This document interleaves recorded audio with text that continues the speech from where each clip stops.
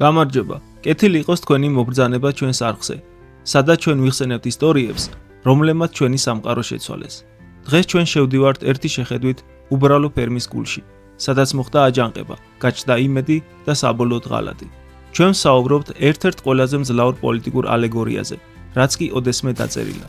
ცხოველების ფერმა ჯორჯ ოურელის მიერ.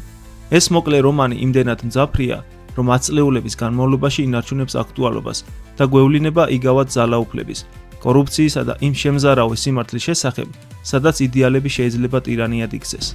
ასე რომ თუ მზად ხართ აღმოაჩინოთ ამ თავლების ამბავში დამალული ბნელი ჭეშმარიტება, აუცილებლად დააჭირეთ მოწონების ღილაკს. დატოვეთ თქვენი აზრი კომენტარებში და რაც მთავარია გამოიწერეთ ჩვენი არხი, კლასიკური ლიტერატურის ნაწარმოებებში უფრო ღრმად ჩაძირვისთვის. ახლა კი დროა დავიწყოთ ჩვენი მოგზაურობა ფერმაში. ჩვენი ამბავი იწყება ინგლისის სოფლად მდებარე მიწის ნაკვეთზე, რომელიც ეკუთვნის მისტერ ჯონს. მისტერ ჯონსი არ არის ბოროტი ადამიანი, მაგრამ ის არის უუნარო და უყურადღებო. მას მძიმე დრო დაუდგა და დაიწყო ალკოჰოლის ხშირად მიღება. ამის გამო ავიწყდება თავისი მოვალეობები და მზრუნველობის გარეშე ტოვებს ცხოველებს. ის წარმოადგენს ძველ, არაეფექტურ და უპასუხისმგებლო მმართველ კლასს. მისი ფერმის ცხოველები ცხოვრობენ ტანჯვის, მონობისა და მუდმივი შრომის პირობებში.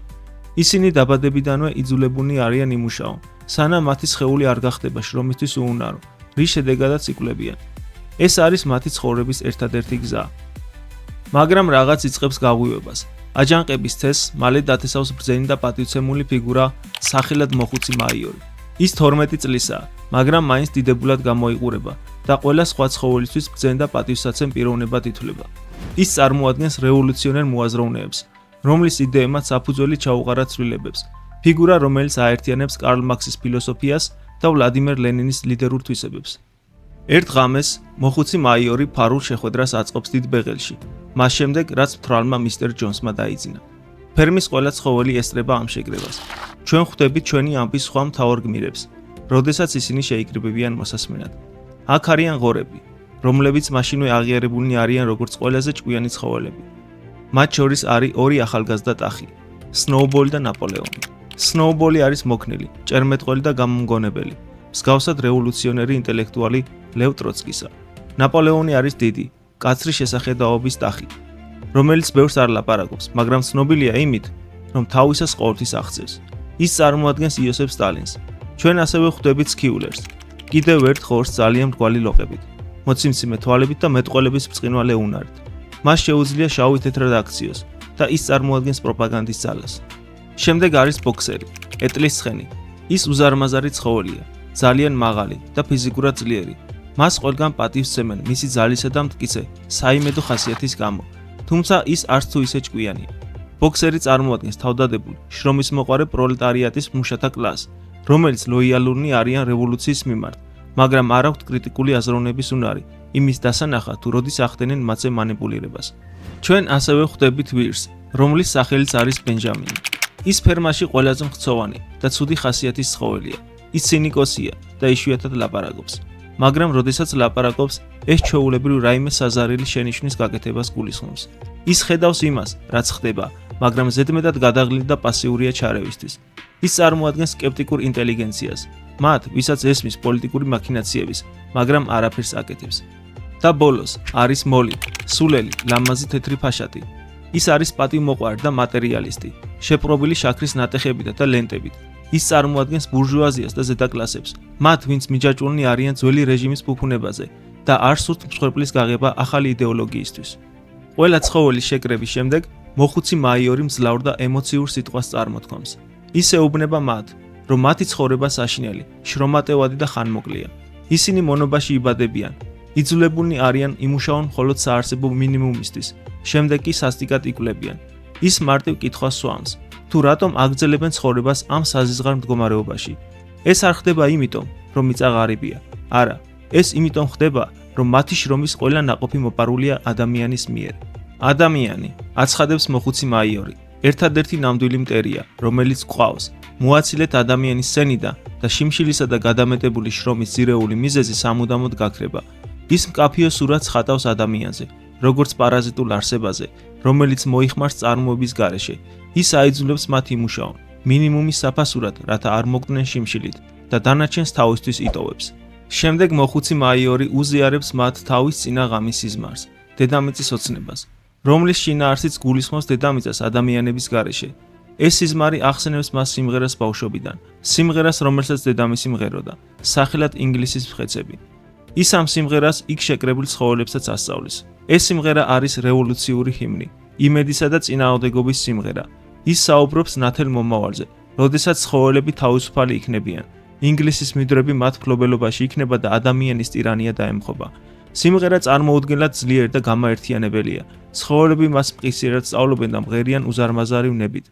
მათი ხმები ბნელ ფერმაში ეკოსავით გაისმის. სიმღერა იმდენად ხმამაღალია, რომ მისტერ ჯონს აღვიძებს, რომელიც თოფ სიბნელეში ისმის, რის გამოც შეხვედრა იშლება და მათი რევოლუციური მოგზაურობის პირველი თავი მთავრდება. მოხუცი მაიორი 3 დღის შემდეგ მშვიდად კვდება ძილში, მაგრამ მისმა იდეებმა ფესვი გაიდგა. ღორები, როგორც ყველაზე ჭკვიანი ცხოველები, საკუთარ თავზე იღებენ მომავალი აჯანყების ორგანიზებას.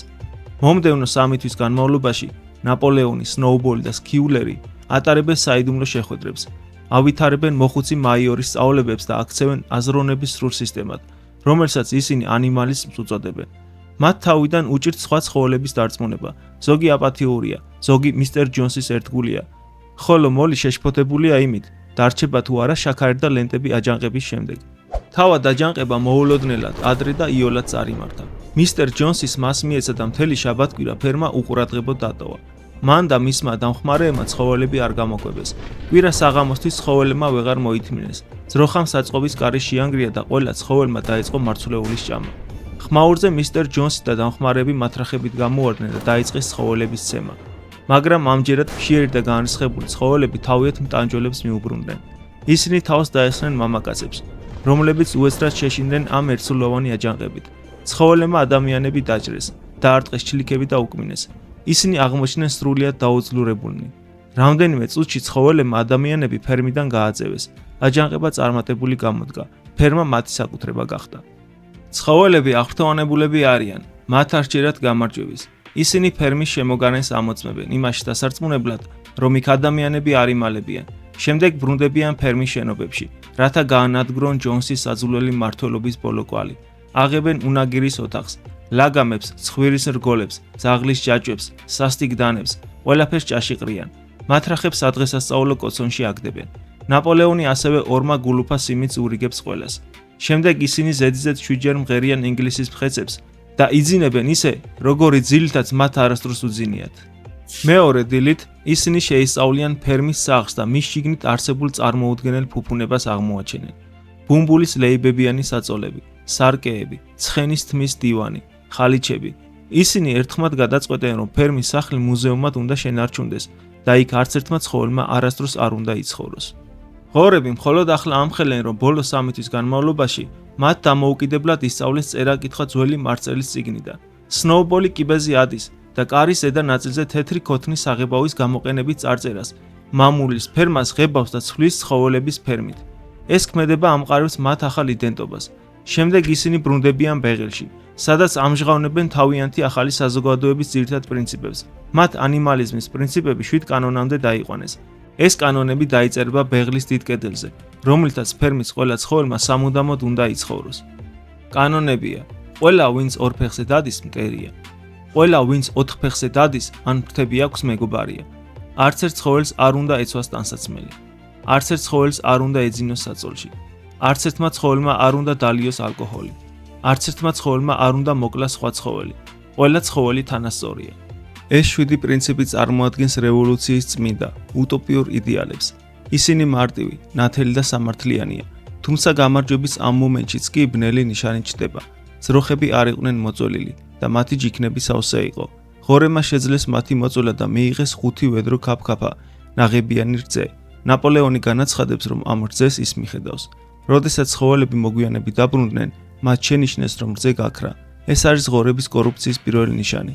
მათ მიერ შექმნილი თანასწორი საზოგადოების საბრძოლოში გაჩენილი პირველი ბზარი. ამის მიუხედავად, ცხოველების ფერმის ადრეული დღეები დიდი წარმატებით მიმდინარეობდა. ცხოველები ერთად მიზანდასახულად და ღირსეულად მუშაობდნენ. მოსავალი ყველაზე დიდი იყო, რაც კი ფერმას ოდესმე უნახავს.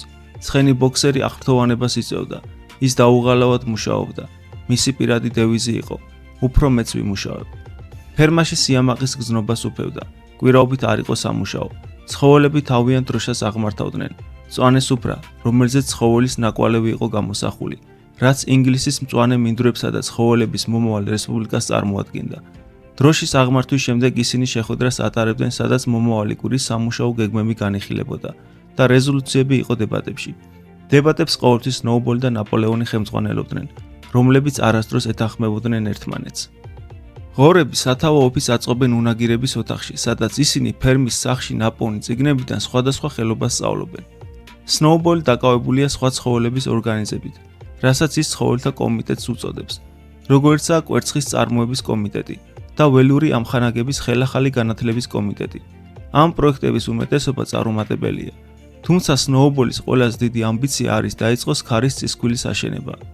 მან წაიკითხა მანქანების შესახებ მისტერ ჯონსის წიგნებში და შეიმუშავა რთული გეგმა ქარის წისქვილისთვის, რომელიც ელექტროენერგიას გამოიმუშავებს ფერმისთვის. ის ამბობს, რომ ელექტროენერგია კვებავს მანქანებს, რომლებიც მათ სამუშაოს გააკეთებენ. მათ მხოლოდ 3 დღე მოუწევთ მუშაობა კვირაში. ქარის წისქვილი სიმბოლოა ინდუსტრიალიზაციის, პროგრესისა და უტოპიური მომავლის დაპირებისა. ნაპოლეონი მეორე მხრივ არანაირ ინტერესს არ იჩენს სნოუბოლის კომიტეტების მიმართ. ის ამტკიცებს, რომ ახალგაზრდების განათლება უფრო მნიშვნელოვანია ვიდრე ყველაფერი, რაც უკვე დასრულთათვის შეიძლება გაკეთდეს. როდესაც ორი ძაღლი, ჯესი და ბლუბელი 9 ძლიერ ლეკვს შობენ, ნაპოლეონი მათ დედებს ართმევს. ამბობს, რომ ის თავად იქნება პასუხისმგებელი მათ გაზრდასა და განათლებაზე. ლეკვები განცალკევებულ სხვენში გადაყავს და ფერმას მალევე აუწყდება მათი არსებობა. ეს ნაპოლეონის საკუთარი საიდუმლო პროექტია და ის გაცილებით უფრო საზრელია ვიდრე სნოუბოლის ქარის წისქვილი. სნოუბოლსა და ნაპოლეონს შორის ძალაუფლებისთვის ბრძოლა მძაფრდება. ისინი ყველანაირ საკითხზე ერთმანეთს ეწინააღმდეგებიან. განსაკუთრებით მწვავე დავა ქარის წისქვილთან დაკავშირებით მიმდინარეობს. ნაპოლეონი ამტკიცებს, რომ ამ მომენტისთვის ყველაზე მნიშვნელოვანი არის საკვების წარმოების გაზრდა და თუ ისინი დროს ქარის წისქვილზე დაკარგავენ, ყველა შიმშილით მოკვდება. კონფლიქტი დროებით შეწყდა მისტერ ჯონსის დაბრუნებით. მან თავის დამხმარეებთან და მეზობელ ფერმებში მომუშავე ადამიანებთან ერთად სცადა ფერმის დაბრუნება. მაგრამ სნოუბოლი, რომელმაც იულიუს კეისრის კამპანიების ძველი წიგნი შეისწავლა, მზად იყო. მას თავდაცვის ბრწყინვალე ტაქტიკა ჰქონდა შემუშავებული. ცხოველები მამაცურად იბრძოდნენ და სნოუბოლი თავად დაესხა თავს ჯონს. ბოქსერმა გამოიყენა თავისი უზარმაზარი ძალა, თავლების მსახურ შილქები უთავაზა. ადამიანები კვლავ დამარცხდნენ და ფერმიდან გააძევეს. ამ შეტაკებას როხების თავლის ბრძოლა დაერქვა და ფერმის ისტორიაში საკვანძო მოვლენად იქცა. სნოუბოლი და ბოქსერი მედლებით დაჯილდოვდნენ. თუმცა ქარის წისქვილზე დებატები ნაპოლეონსა და სნოუბოლს შორის ისევ განახლდება. კვირას შეხვედრაზე, სადაც ქარის წისქვილზე კენჭისყრა უნდა ჩატარდეს, სნოუბოლი მგზნებარე და მჭერმეტყველურ სიტყვას წარმოთქვამს, სადაც ელექტროენერგიითა და თანამედროვე კომფორტით სავსე ცხოველების ფერმის დიდებულ სურათს ხატავს. ნაპოლეონი მოკლე და მცინავი სიტყვით პასუხობს და შემდეგ, სწორედ მაშინ, როდესაც ცხოველები როგორც ჩანს მზად არიან სნოუბოლს ხმამისცენ, ის ხმამაღლა დაიყურებს. ამ ნიშანზე 9 უზარმაზარი სასტიკი ძაღლი ბეღელში შევარდა. ეს ის ლეკვები არიან, რომლებიც ნაპოლეონმა განცალკევებულად გაზარდა. ისინი პირდაპირ სნოუბოლისკენ გაემართნენ. ის კი დროულად გადახდა თავისი ადგილიდან და თავის გადასარჩენად გაიქცა. დრამატული დევნის დროს სნოუბოლი ფერმიდან გააძევეს. ის ღობის ხვრელის მეშვეობით სამუდამოდ გაქრა. ნაპოლეონი თავისი ახალი მცველების თანხლებით მაშინვე აცხადებს, რომ კენჭისყრა აღარ იქნება, რადგან დრო უკმა დაიკარგება. ამიერიდან ფერმის ფუნქციონირებასთან დაკავშირებით ყველა საკითხი მოგვარდება ღორების სპეციალური კომიტეტის მიერ, რომელსაც თავად უხელმძღვანელებს. ცხოველები შეშფოთებულები არიან, მაგრამ ისინი ასევე ძალიან შეშინდნენ მყეფარი და აგრესიული ძაღლების გამო. სქიულერი იგზავნება ახალი მოწყობის ასახსნელად. ისეუბნება ცხოველებს, რომ ნაპოლეონმა შრომის ხანგრძლივობა მათთვის სასიკეთოდ გაზარდა. ის ამტკიცებს, რომ სნოუბოლი არაფრით ჯობდა დამნაშავეს და რომ ერთგულება და მორჩილება უფრო მნიშვნელოვანია ვიდრე სიმამაცე. ის თავის სიტყვას შემდეგ კითხვით ასრულებს: რა თქმა უნდა, ამხანაგებო, თქვენ ხომ არ გინდათ ჯონსის დაბრუნება? ეს კი ხდება მისი საყვარელი რიტორიკული იარაღი. ცხოველები, რომლებიც ყველაზე მეტად ჯონსის დაბრუნებას ურთხიან, ახალ რევოლუციას ეგუებიან. ბოქსერი ბევრი ფიქრის შემდეგ ამბობს, რომ ნაპოლეონი ყოველთვის მართალია. 3 კვირის შემდეგ ნაპოლეონი აცხადებს, რომ ქარის წისქვილი უნდა აშენდეს. სქიულერი განმარტავს, რომ იდეა სინამდვილეში ნაპოლეონის საკუთრება იყო და რომ სნოუბოლმა მოიპარა ის. ნაპოლეონის წინააღმდეგობა სქიულერის მტკიცებით მხოლოდ ტაქტიკური იყო სნოუბოლის მოსაშორებლად, რომელიც საშიში და ცუდი გავლენის მქონე პიროვნებაა. ეს ისტორიის პირველი გადაწერა ცხოველები კი ზედმეტად დაბნეულები და დაშინებულები არიან, რომ მასში ეჭვი შეიტანონ. ფერმაში ცხოვრება გაცილებით გართულდა. ცხოველები ახლა 60 საათს მუშაობენ კვირაში და ნაპოლეონი აცხადებს, რომ ისინი ასევე იმუშაობენ კვირაობით შუადღის განმავლობაში. სამუშაო დამღლელია, განსაკუთრებით ქარის წისქვისთვის ქვის მოპოვება. ბოქსერი არის პროექტის მამოძრავებელი ძალა, რომელიც ყველაზე დიდხანს დაუღლელად მუშაობს. ფერმისთვის საჭიროა ნავთი და რკინა, რომელთა მოსაპოვებლად ნაპოლეონი ახალ პოლიტიკას აცხადებს. ცხოველების ფერმა მეზობელ ფერმებთან ვაჭრობის დაწყებას გეგმავს, რომელთა მფლობელები ადამიანები არიან. ცხოველები ღელავენ, მათ ახსოვთ ვაჭრობისა და ფულის გამოყენების წინააღმდეგ მიღებული რეზოლუციები. მაგრამ სქიულერი არწმუნებს მათ, რომ ასეთი რეზოლუციები არასდროს არსებობდა. ნაპოლეონი ქირაობს ადამიან იურისტს, მისტერ უიმბერს, რათა მის შუამავლად იმუშაოს. დაახლოებით ამ დროს ღორები გადადიან ფერმის სახლში და იწყებენ საწოლებში ძილს. ეს არის 7 კანონიდან ერთ-ერთი საშკარა დარღვევა. მაგრამ როდესაც კლოვერი მურიელს, რომელსაც ცოტაოდენი კითხვა შეუძლია სთხოვს მეოთხე კანონის წაკითხვას, ისინი აღმოაჩენენ, არც ერთ ცხოველს არ უნდა ეძინოს საწოლში ზეწრებით. ღორემა ფარულად შეცვალეს იგი. სქიულერი ამას იმით ამართლებს, რომ საწოლი მხოლოდ დასაძინებელი ადგილია და რომ ღორებს კარგი დასვენება სჭირდებათ გონებრივი სამუშაოების შესასრულებლად. შემოდგომისთვის ქარის წისქვილი ნახევრად დასრულებულია, მაგრამ ერთ ღამეს სასტიკი ქარიშხალი ატყდება ფერმას. დილით კი ცხოველები აღმოაჩენენ, რომ ქარის წისქვილი ნანგრევებად არის ქცეული. ნაპოლეონი ათვალიერებს ნანგრევებს და განრისხებულს გამოაქვს სასიკვდილო განაჩენი. ის აცხადებს, რომ ეს მათი მტრის მოღალატე სნოუბოლის ნამოქმედარია, რომელიც ფერმაში სიბნელის საფარქვე შემოიპარა მათი შრომის გასანადგურებლად. სნოუბოლი ხდება ოფიციალური განტევების 20 ყოველი უბედურებისთვის, რაც ფერმას ემართება. ქარის წისქვილის აღდგენა ზამთარში იწყება. ცხოველებს სივად და შიად. იანვარში საკვები იკლებს. ნაპოლეონი ამას გარე სამყაროს უმალავს. შემდეგ ის აცხადებს, რომ მან უნდა გაყიდოს ქათმის კვერცხი, რასაც ქათმები სასტიკად აპროტესტებენ. დაფრინავენ სახურავზე და თავიანთ კვერცხებს იატაკზე ამტვრევენ. ნაპოლეონი სწრაფად და უმოწყალოდ მოქმედებს. ის ბრძანებს ქათმებისთვის საკვების მიცემის სრულიად შეწყვეტას და განკარგულებას გასცემს, რომ ნებისმიერი ცხოველი, რომელიც ქათამს სიმინდის მარცვალს მაინც მისცემს, სიკვდილით დაიშება. 5 დღის შემდეგ 9 ქათამი შიმშილით კვდება და პროტესტიც წყდება. რამდენიმე თვის შემდეგ ნაპოლეონი საშინელ წმენდას აწყობს. ის თავის ძაღლებს უბრძანებს შეეპყრან 4 ახალგაზრდა ღორი, რომელმაც გაბედეს კითხვების დასმა. ისინი აღიარებენ, რომ სნოუბოლთან ერთად იყვნენ შეკრუნნი. ყველა სხვა ცხოველის დასაშინებლად ძაღლები მათ ყელს გამოჭრიან. შემდეგ სხვა ცხოველები გამოდიან წინ. აღიარებენ სხვადასხვა გამოგონილ დანაშაულს, სიმინდის მოპარვას, სასმელ წყალში მოშარდვას, ნაპოლეონის მკვლელობის დაგეგმვას. ყველა მათგანი ადგილზე იკვლება. გვამების გროვა იზრდება, ჰაერის სისხლის სუნითაა გაჟღენთილი. ეს არის პირველი შემთხვევა ჯონსის განდევნის შემდეგ, როდესაც ცხოველმა სხვა ცხოველი მოკლა. მშვიდობიანი თანასწორი ძმობის თავდაპირველი ოცნება სამუდამოდ განადგურდა. კანონი არც ერთმა ცხოველმა არ უნდა მოკლა სხვა ცხოველი აშკარად დაირღვა. მოგვიანებით, როდესაც ცხოველები ხელახლა წაიკითხავენ კანონს, აღმოჩნდება, რომ ის შეცვლილია. არც ერთმა ცხოველმა არ უნდა მოკლა სხვა ცხოველი უმიზეზოდ.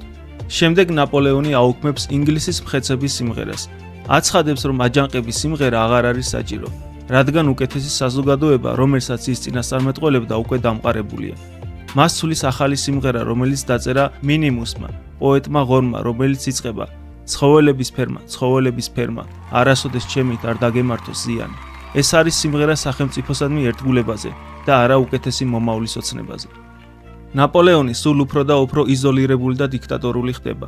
მას ახლა ფორმალური სტილით მოიხსენიებენ როგორც ლიდერს, ამხანაგ ნაპოლეონს. მას იშვიათად ხედავენ საზოგადოებაში და როდესაც ხედავენ, ყოველთვის მისი ძაღლები ახლავს თან. პროპაგანდა ყვავის. სქიულერი მუდმივად ასახელებს ციფრებს, რომლებიც ამტკიცებს, რომ საკვების წარმოება 100% არის გაზრდილი. ძროხების ბეღლის ბრძოლის ისტორია მთლიანად გადაიწერა. სნოუბოლი ახლა ლაშრად არის გამოყვანილი, რომელიც გაიქცა, ხოლო ნაპოლეონი ბრძოლის ნამდვილ გმირად. ნაპოლეონი რთულ მოლაპარაკებებს იწყებს ორ მეზობელ ფერმერთან, მისტერ ფრედერიკთან და მისტერ პილკინგტონთან. მისტერ ფრედერიკი არის მკაცრი, ძლიერი კაცი, რომელიც კარგად მოვლილ, მაგრამ პატარა ფერმას სახელად ჰინჩფილდს მართავს. ის ჰიტლერის გერმანიას წარმოადგენს. მისტერ პილკინგტონი არის მშვიდი ჯელტმენი ფერმერი, რომელიც დიდ უყურადღებოდ მიტოვებულ ფერმას სახელად ფოქსვუდს მართავს. ის დასავლელ მოკავშირეებს, განსაკუთრებით ბრიტანეთს წარმოადგენს. ნაპოლეონი საბოლოოდ ხის მასალას მისტერ ფრედერიკს მიყიდის, მაგრამ ფრედერიკი მას გაყალბებული ბანკნოტებით გადაუხდის საფასურს. მეორე დილით ფრედერიკი და მისი დამხმარეები თავს ესხმიან ცხოველების ფერმას. მათ აქვთ იარაღი და ცხოველები უკან იხევენ. ისინი დინამიტს ათავსებენ ახლად დასრულებული ქარის წისქვილის ძირში და ნაწილებად აქცევენ მას. განრისხებული ცხოველები სასტიკი სიმამაცით კონჩეტევას ახორციელებენ და ახერხებენ ადამიანების ფერმიდან გაძევებას. მაგრამ ისინი დიდ დანაკარს განიცდიან. ბევრი დაიღუპა და თითქმის ყველამ მიიღო ფიზიკური დაზიანება. ბოქსერი წარმოუდგენელი სიმამაცით იბრძოდა. ღორები ქარის წისქვილის ბრძოლას დიდ გამარჯვებად შერაცხავენ. მაგრამ სხვა ცხოველები დაღუპულებსა და განადგურებულ ქარის წისქვილს რომ უყურებენ, ამას ასე ვერ აღიქვამენ. ბრძოლის შემდეგ ღორები ფერმის სახლის სარდაფში ვისკის ყუთს აღმოაჩენენ. იმ ღამეს სახლიდან ისმის ხმამაღალი სიმღერა და ძალადობრივი ჩხუბის ხმები. მეორე დილით სქიულერი აცხადებს, რომ ამხანაგი ნაპოლეონი კვდება. სინამდვილეში ის უბრალოდ ნაბახუსევია. ღორები შემდეგ იწყებენ ლუდის ხარშვის და დისტილაციის ხელოვნების შესწავლას. ცნება არც ერთმა ცხოველმა არ უნდა დალიოს ალკოჰოლი, შეცვლილია შემდეგნაირად. არც ერთმა ცხოველმა არ უნდა დალიოს ალკოჰოლი ზედმეტად. ბოქსერი დასუსტებულია, მაგრამ მაინც აგრძელებს ქარის წისქვილის აღდგენაზე მუშაობას. მოტივირებული თავისივე დევიზებით, უფრო მეც ვიმუშავებ და ნაპოლეონი ყოველთვის მართალია. მაგრამ ერთ დღეს ფილტვები უნტყუნებს და ის კოლაფსირდება. სქიულერი აცხადებს, რომ ნაპოლეონმა თავის დიდი წყალობით ბოქსერის სამკურნალოდ ვეტერინარულ საავადმყოფოში გადაყვანა დაგეგმა ახლო მდებარე ქალაქ უილტინგტონში. როდესაც ფურგონი ჩამოდის ბოქსერის დასაყვანად, ცხოველები იკრიბებიან დასამშვიდობებლად, მაგრამ ბენჟამინი, ცინიკოსი მოხუცი მოულოდნელად პანიკაში ვარდება.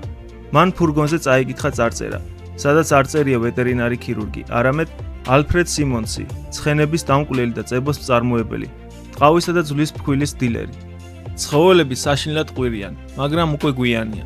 ისინი ხედავენ ბოქსერის სახეს ფურგონის უკანა პატარა ფანჯარაში და ესმით მისი ჩლიქების სუსტი ხმა. ცხოველები ცდილობენ მის დახსნას, მაგრამ ის ზედმეტად სუსტია. ფურგონი მიდის და ბოქსერი აღარასდროს ჩნდება. ეს არის საბოლოო ღალატი. ღორემა უერთგულეს და შრომის მოყვარე მიმდევარი ყასავს მიჰყიდეს, რათა თავად კიდევ ერთი ყუთი ვისკი შეეძინათ. 3 დღის შემდეგ სქიულერი ბრწყინვალე და ემოციურ სიტყვას წარმოთქვამს, სადაც იგონებს ამბავს ბოქსერის გმირული სიკვდილის შესახებ საავადმყოფოში და აცხადებს, რომ მისი უკანასკნელი სიტყვები ამხანაგი ნაპოლეონის ქება იყო. ის ყასბის ფურგონის შესახებ ჭორებს ბოროტ ყვილად მიიჩნევს. ყველაფერს კი იმით ახსნის, რომ ვეტერინარმა ფურგონი უბრალოდ ყასბისგან იყიდა და ძველი სახელი ჯერ არ ჰქონდა გადაღებილი. წლები გადის, ბევრი ცხოველი, ვისაც აჯანყებამდე დრო ახსოვს, უკვე მკვდარია. ფერმა აყვავებული და უკეთ ორგანიზებულია. ქარის წისქვილი საბოლოოდ დასრულებულია, მაგრამ ის არ გამოიყენება სადგომებისთვის ელექტროენერგიის გამომუშავებისთვის. ის გამოიყენება სიმინდის დასაფქოვად, რომელიც მოგებით იყიდება. ფერმა უფრო მდიდარი გახდა, მაგრამ მხოლოდ ღორებისა და ძაღლებისთვის. სხვა ცხოველები კვლავ ბევრს მუშაობენ და მოკრძალებულად ცხოვრობენ. სქიულერი აგრძელებს ციფრების მოყვანას, რომლებიც ამტკიცებენ, რომ მათი ცხოვრება ყველა ასპექტში უკეთესია, ვიდრე ჯონსის დროს იყო, მაგრამ ცხოველებისთვის ეს ასე ნამდვილად არ არის. ერთ დღეს რაღაც არაჩვეულებრივი ხდება.